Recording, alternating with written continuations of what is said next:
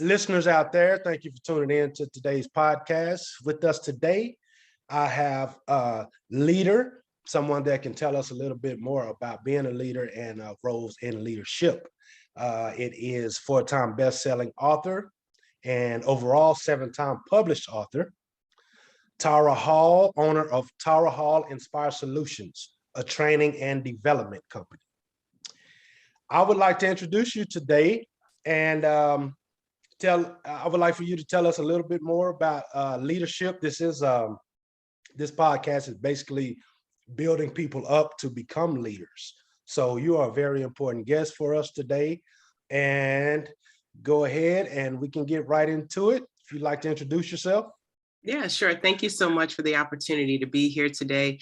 And I love all things leadership. I continue to learn daily about leadership and not just learn about it, but really put it into action. So as you mentioned, yes, I have a small business owner here on the East Coast in Connecticut and specializing in leadership development for those current leaders, but also aspiring leaders, to help them leverage their knowledge beyond their 9 to 5 and to really get their voices out in the world, either through, becoming a speaker and or publishing their own stories to expand their reach and to make more of an impact with others.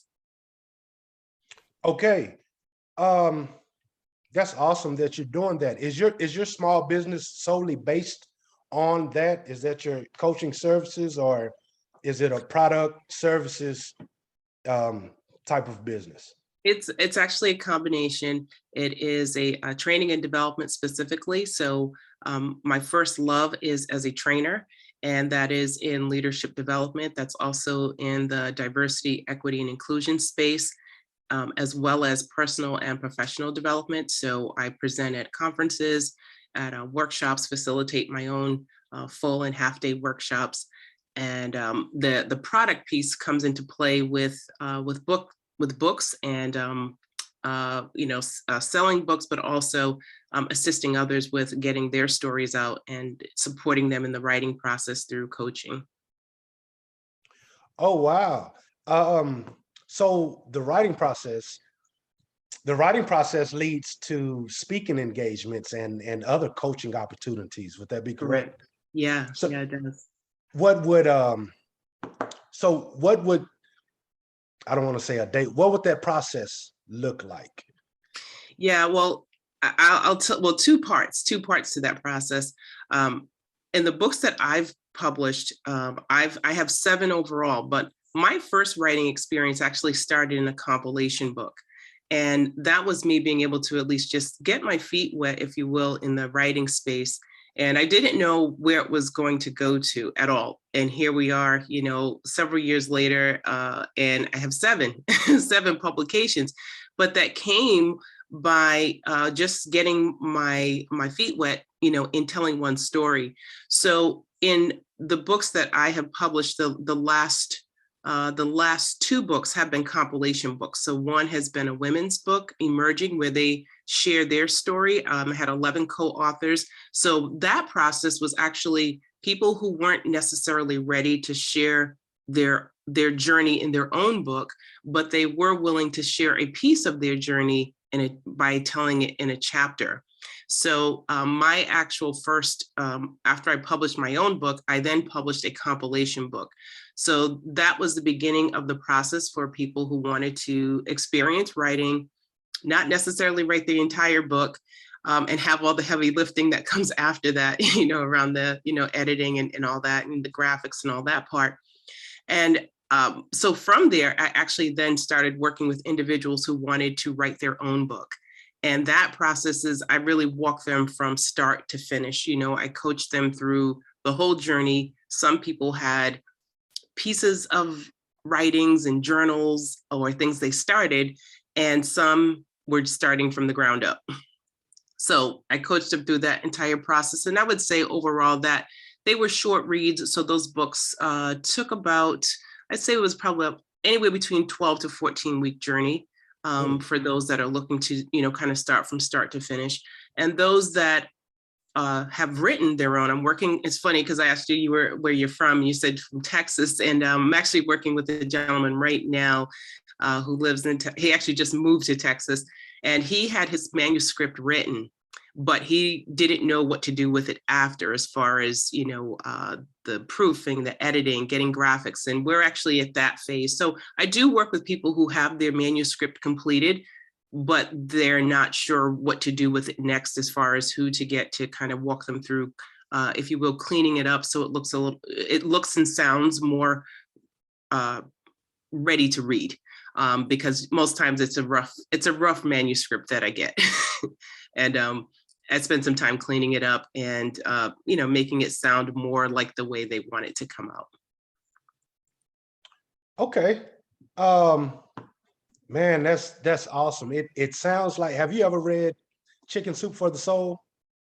Yes. Yeah, I've read different pieces of them. Yeah. Okay. So when you said collaboration, that's kind of what I had in mind. And I Exactly. think that's an excellent idea. With all I plan to do that with all the podcasts that I do, kind of touch on something that everyone has to offer. That's great. Um, That's great. Yeah. and that's really a awesome way to do things. Can you tell us a little bit about some of the stories that's in those compilations? Oh, sure, sure. The first version of Emerging came out in January of 2021. And that is all my books are available on Amazon. That book, the stories range anywhere from post-divorce to not giving up on yourself, to limiting beliefs and how you kind of have to retrain your brain. Stories including families. One story of an individual who, how we kind of go through life and we have this vision, and her vision was, I have my husband, I have my 2 children, and, this is kind of the way I planned it. And, these are the goals I have. And then lo and behold, in the middle of all of that comes a surprise.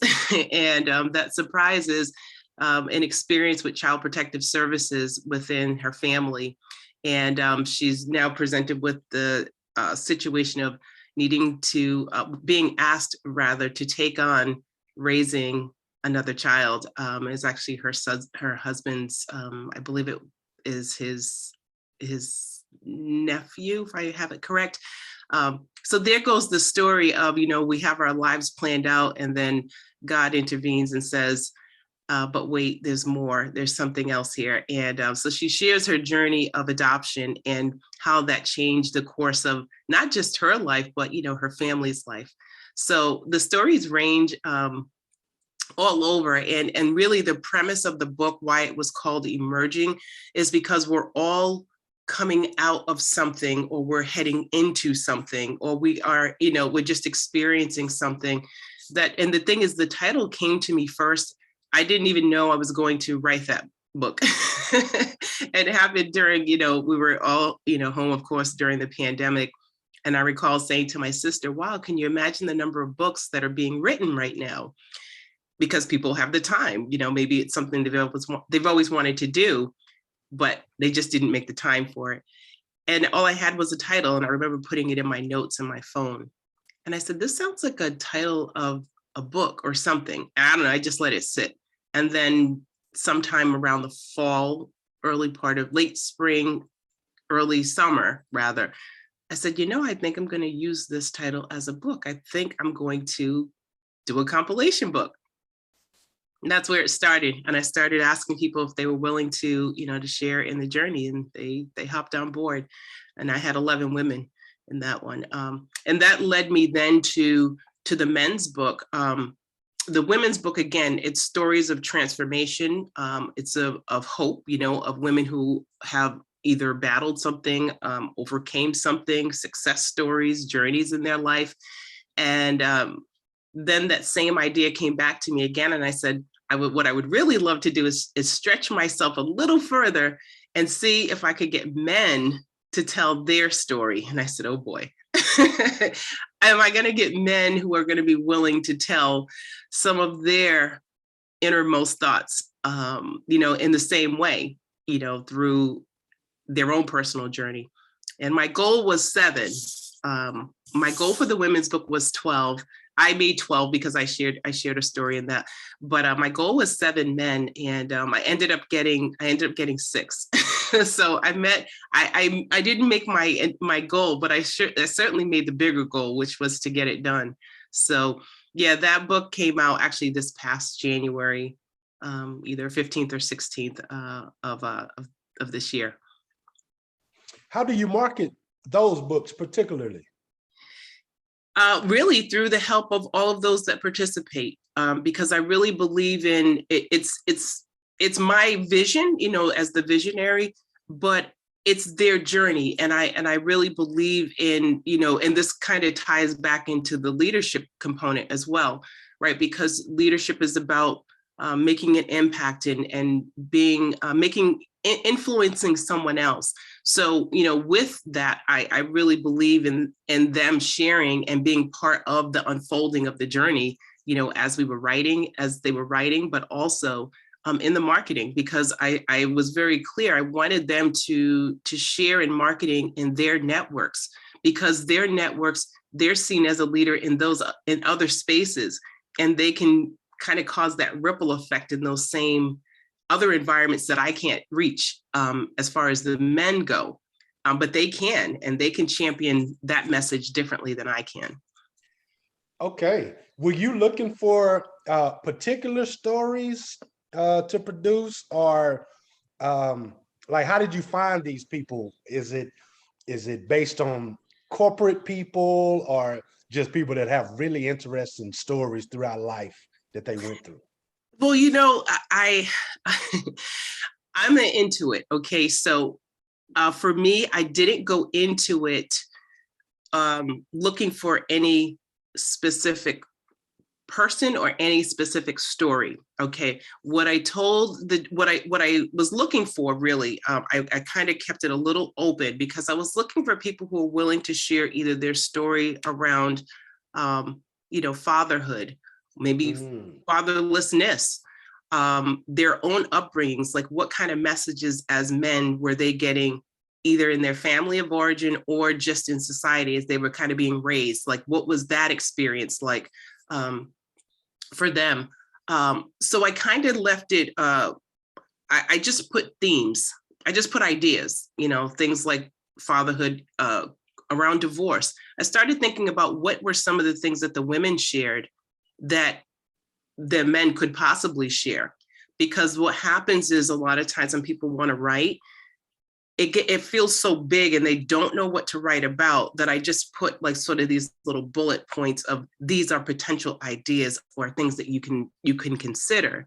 And I really left it open. I mean, I had some parameters around the stories, but I really wanted people to have the freedom to really tap into what they wanted to share, because this, for them, actually, all of the minus one gentleman, the rest had never written or published in a book before. The rest, it was all a brand new experience for them. So I wanted to leave creative freedoms.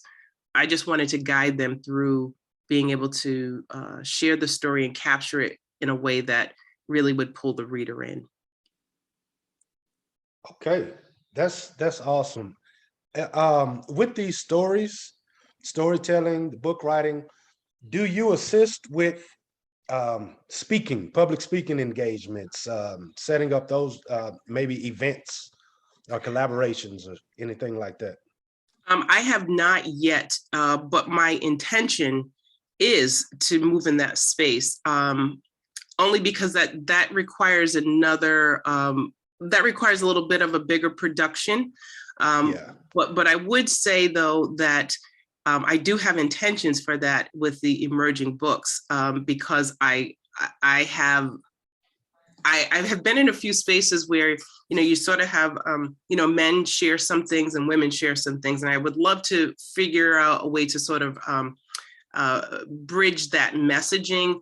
And I believe with the women's version and the men's version of the books, it has allowed for what I believe will be a nice foundation to begin to move in that space. And I had some intentions earlier on for that, but then with COVID, I had to kind of rethink and pivot and, move a few ideas a little further out, but it's certainly my intention to be able to do that. Right. Um, so I think that's an excellent idea. And it takes bigger production, but I think mostly what an event planner, you Oh know, yeah. and that you already have it structured out. So Yeah. yeah, I could definitely see that Yeah. happening. Are all of these people in your well, you said one is from Texas, so they don't necessarily have to be in your location or No. close in proximity. No, no, and just to go back because I realized I didn't answer the second part of your question, which was around how did I sort of find the gentleman to participate, and it also ties back into something you raised earlier about the Chicken Soup for the Soul books. So I'm actually a certified Jack Canfield Success Principles trainer, where I've studied under him and train and teach and coach in the success principles. And he, as you know, was part of co-writing for that series of books. So one of the gentlemen who participated in the book is actually in that community. So he and I networked, and he's from Mongolia. So it's actually an international book as well, right? Because he and I are both trainers. We're both in the same network, and I reached out. I was on him a bit because he always wanted to write his own book and he hasn't gotten there yet. But I thought about him and I'm like, hey, here's an opportunity. Would you like to, be on board with this? And he participated. Some of the other people I met, I just knew through some other networks, and I just used one of the success principles, which was to ask. I just ask until I got the yes. I reached out. Some people were on the fence. Some were like, I don't know if I can do that. And I'm like, yeah, sure you can. Of course you can do it. I'm going to guide you through the process. You're going to do it. You can make it happen. Right. And one of the gentlemen actually is like, yeah, all right, I'll do it. I'll do it. I think you'll help, you can help me do this. So it really was asking the people that I knew or had some familiarity with. And that's how I got the gentleman on board. Just ask. It seems Just so ask. simple, right? It seems, and I tell you, I was not a person who was like this, but you become what you have to become when you're in business, because Yeah. you may not want to do some things, but you must do some things to stretch Yeah. your own muscle. So yeah, I Yeah. had to stretch my muscle. And I so much believe in the power of the pen. And Mhm. it's so powerful because you can start with a story, just writing a story. I actually heard Steve Harvey say that the jokes that he originally had written is the jokes he told the same exact jokes that he told for 5 or 6 years that got him to the point that he wanted to be at. Wow. And I just truly believe that sharing your story is it can catapult you into Yeah. greatness. Yeah. And then, also that may be the end, beginning. If you look at it, it's all about the pen when it's ending, because that's what's going to write your biography, or that's what's going to write your obituary. So Absolutely. it all comes down to, the power of the pen. And my whole idea is you may as well write your obituary while you're alive. That's what's right. That's right. You totally have the opportunity to do that. That's Um, funny you brought this up, because this is now the second time I heard that. Once was something I was listening to last week, and it was said just like that. Like you could write it now, and are you living the life that you want to live? Instead of having it being left to someone else to basically write your story, right. and it's you have to be able to think deeply to receive that, though. I think to get that, because sometimes we're just going about life thinking, oh, you don't have to worry about certain things, but you know really you get the choice of how you want to leave. You do. You For lack do. of a And better word. it seems so simple. But however, I listen to a lot of leadership podcast, and people that teach about success. And one Sure. of the main thing, the number one thing they teach is to write it down so you can Yes. visualize it. Yep. Write it, visualize it. So really, in essence, what you're doing is writing out your story. Yeah. but you're writing it from a place of faith. You're writing it from a place of you haven't seen it happen yet, but yet it's still, it's kind of like drawing up a map to a city. You have to start somewhere, Yeah. with your highways and byways and whatnot. So I think it's a wonderful thing that you're doing, and a lot of people, even R&B and rap, the stories that we listen to in music, Oh. every day, those are people personal stories. Mm-hmm. Mm-hmm. So It's a very powerful way to connect, and I never really thought about it until I actually got in the space of training and coaching in this particular way, because I had been a trainer in another part of my career early on, and what I found, just thinking back on that journey now, having worked in social services, I spent most of my life listening to people's stories, and some positive, but a lot of them, unfortunately, negative, trauma-related stories. But I remember when I was in the training space, they would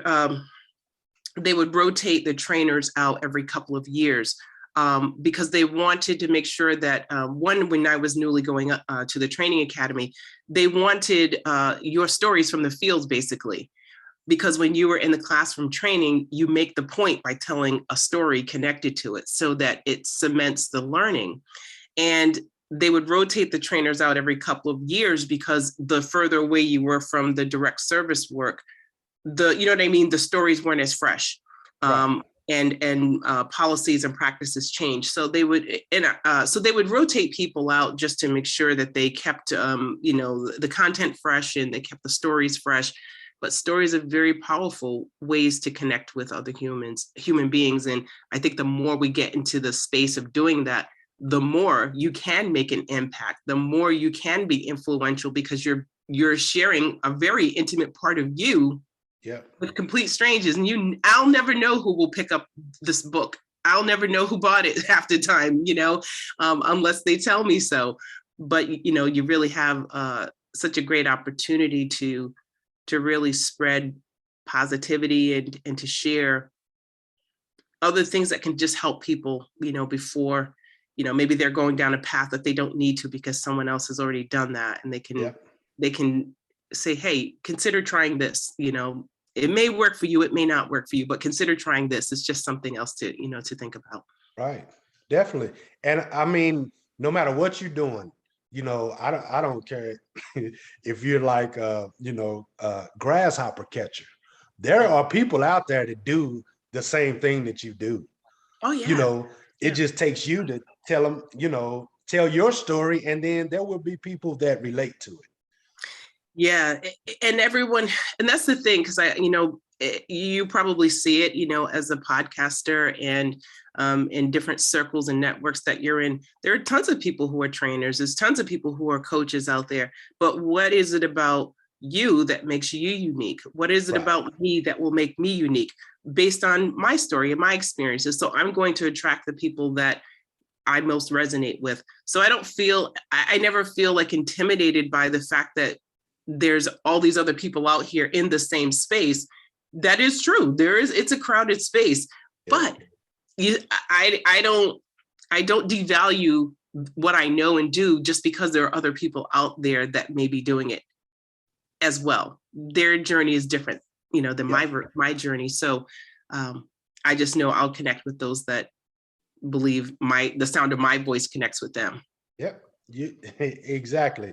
That's just that's the beauty about this entire internet thing. I look at it as it's a positive and a negative with social media and the internet and things that we're learning, things that we're taught, but the other things that we see. Um, it just all depends on what we, tend to follow and be inspired by. But Yeah. you're definitely correct that just you being online is a lot more, I guess, subjective to you Mhm. being out in public passing out business cards. You can kind of get online and do exactly what it is that you do just by being you, and someone can connect with that. And I, Yeah. I think that's an awesome thing. Post COVID has built. I guess it has built us to really have to do that, Yeah. to have to get out here and kind of show who we are, to inspire or motivate, just so people can kind of latch on to us in the business aspect.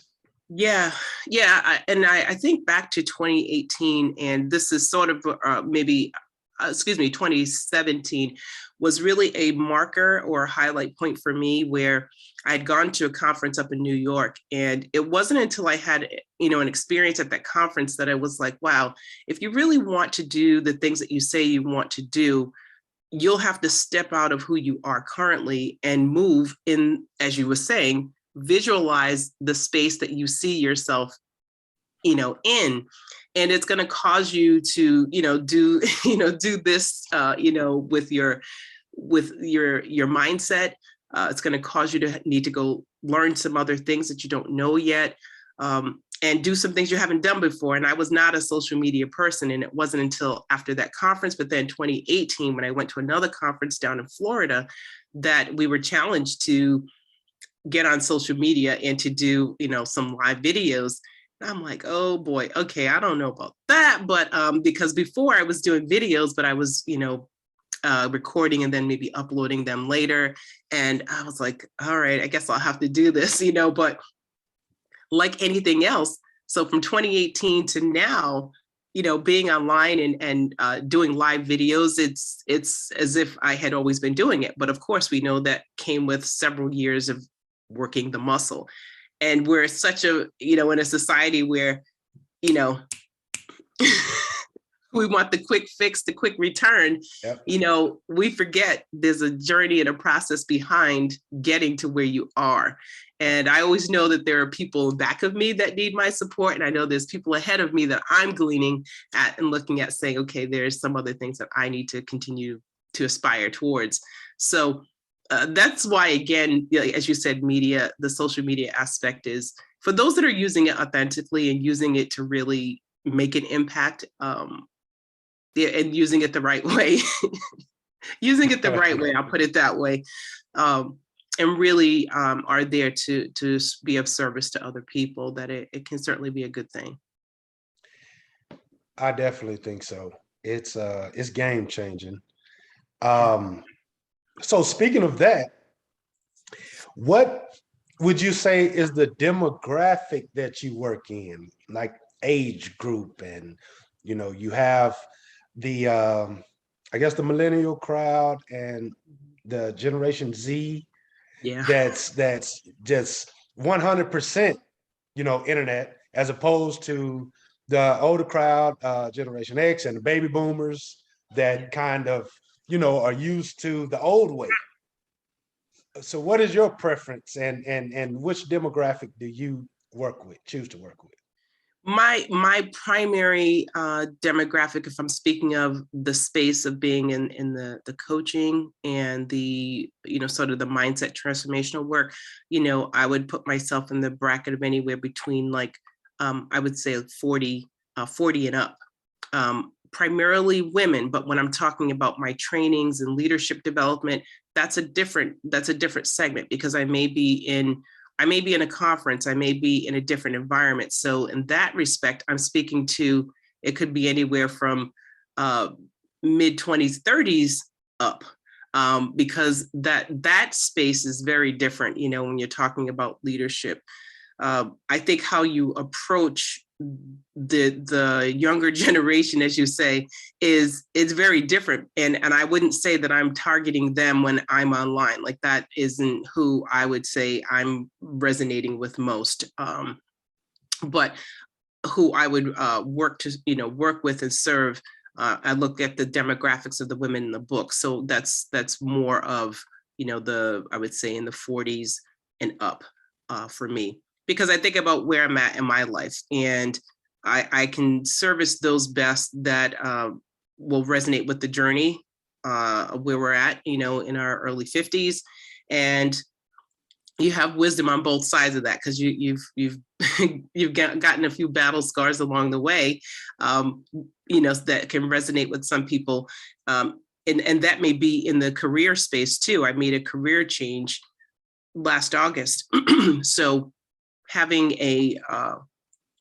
there's a lot of women in leadership who are also at different points in their career and are either looking to move up in their work environments, or they are considering career changes. But then you have this other piece of ageism that comes into play. That's another barrier for when they're moving or making career changes, as far as discrimination goes. So, it's been interesting to see, especially with COVID, a lot of people who have either moved out of the workspace and have just decided I'm going full throttle with my entrepreneurial space, or those that are just saying I'm going to change where I'm working at, and I'm just going to take the next step and jump and do something different. Long gone are the days, where people have stayed in one space for 25, 30 years. That's not this generation coming up. They're moving jobs and switching jobs anywhere between like 1 to 3 years, and they're not looking for the same things that I was necessarily looking for when I started in my career in the workspace. So I just heard a little tidbit that and here's a place where you may be able to help me right here, right now. Leadership. You said that leadership kind of differs between the older generation and the younger generation. When you enter a room of 20 to 30-year-olds, they look at leadership in a different way. Yes. So like, I'm so far removed. I have kids that age, and like, you are correct, 100% correct, because I don't feel like I can relate, as far as leadership is concerned, because there's something different there as opposed to their generation. Can you touch on that? Or what does leadership look like for that generation of 20-year-olds or, early 30s? Yeah, I think, and this, again, these are from my observations, and these are from my observations of the generation in my own family. So I can look at how they're looking at their careers and how they're moving about. And what I will say, and this, I'll just share this perspective because this is the most fresh one, where I went to an event a couple of weeks ago. It was a networking event, and the demographic was not necessarily my age range. There were a few, but not many. And what I noticed immediately about that space is that I believe their leadership it's more of the entrepreneurial spirit right off the bat. I believe that their desire is to basically just to lead themselves. Okay, they'll look at a space and say, especially if you're looking at where the job market is, and they're moving every 1 to 3 years, they're looking and they're saying, what is it that I can gain from this space, talent wise, skill wise, and where can I take it and move on to the next, maybe where the money is better, or maybe they get to advance to the top more quickly. So what I would say that I think is different is it's the mindset. I like and I appreciate the mindset, but I do think because of the blended generations that are in the workforce right now, you have between 4 to 5 generations in the workforce right now. There's a lot of things that I think they can also learn. We can learn from each other. I just say it could be this cross sharing, like you said, like, so anywhere, someone who didn't grow up as a digital person. Okay, so what can someone who grew up in a phone and clicking buttons is like nothing for them? What can they share and learn from each other versus making it this thing that divides them? What can you do to blend and bridge the gap? I remember doing a workshop a couple of years ago, and it was the intergenerational workshop. And it was interesting because some of the younger people in the group were sharing that it was sometimes frustrating for them to just do things because that's the way it had always been done. right? They wanted to challenge the norm and say, well, hey, how about if we do it this way? It's quicker, it's more efficient. And those who have been in there, in the work, in that environment for some time were like, yeah, but this is how we've always done it. So very wedded to the policies and the practices and the steps, and this is how it's always been. And sort of being challenged to say, okay, well, how can we do this differently? I never thought about it that way. Let's see what we can work out together. I just think that sometimes we look at what's different versus what we can, kind of share. I think there's more to learn from each other. There's more to appreciate about the differences, to find common ground than just to focus on just the differences. Okay. So it's not necessarily a management thing. It's more of it's a mindset.